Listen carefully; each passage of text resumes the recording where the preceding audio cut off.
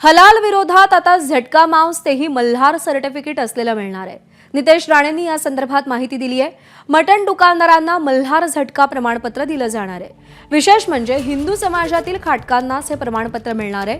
malharcertification.com ही व्यवस्था सुरू करण्यात आली असून या माध्यमातून हिंदूंसाठी मटण दुकान उपलब्ध होणार आहे। या दुकानांमध्ये 100% हिंदू समाजाचं प्राबल्य असेल आणि विकणारा व्यक्तीही हिंदू असेल असं मंत्री नितेश राणेंनी सांगितलंय।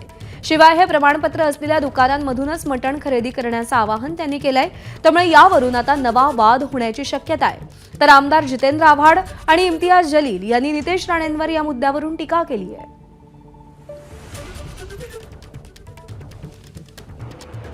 या झटका मटन सर्टिफाईड मल्हार सर्टिफिकेशनचा वापर आपण जास्तीत जास्त करावा, किंबहुना ज्या मटणाला मल्हार सर्टिफिकेशन नसेल तिथे हिंदू समाजाने पाहूही नये, खरेदी करू नये असं आवाहन या निमित्ताने मी करेन। मला त्यांना एक प्रश्न विचारायचा आहे। आपल्याला मटन कबाब, मटन बिर्याणी, हे सगळं मटन खोरमा हे राणे साहेबांना खायचे आहे।